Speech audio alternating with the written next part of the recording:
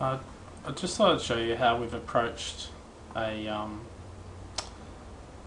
a new website we're working on, and just how we've managed this sort of it's like a gallery on the side of the page, I suppose you might call it. It's a bit different. It's not something we've done before, but I think it's quite a nice effect.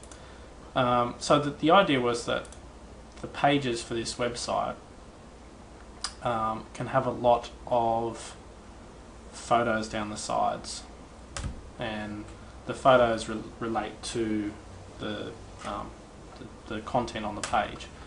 And so if I look at I'll take this one as an example, I guess.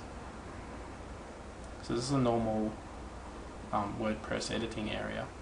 So we've got our text and the information which goes in the center of the page. We've got our gallery template set, which is a custom template. And then we've got a series of photos and names of the photos. And they are organised by where they sit on the page. So left gallery means it goes down the left hand side of the page. Left hand side? Whatever. Left hand side. And we've got 10 spots for that.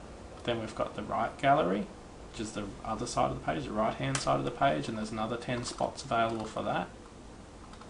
Don't have to use all the spots, but so we've used 6 on each side in this case. And then we've got the footer gallery, which we've got 4 spots.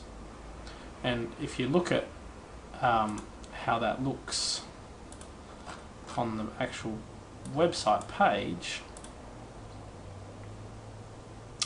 you can see we've got the content in the middle here, and then we've got the images down each side, and the little name of the image under it in that orange bar. And the idea is that the design of the site is relates to the colours of ships and things like that. We've got a little sort of watermark grey map. It's a fairly simple design, but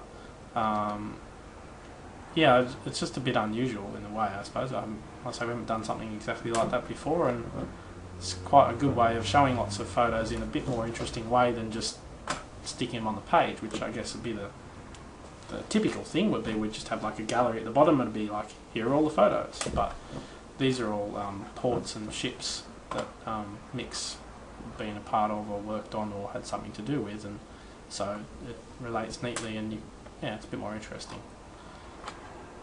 Yeah, apart from that, it's a normal WordPress page editor with some custom fields basically.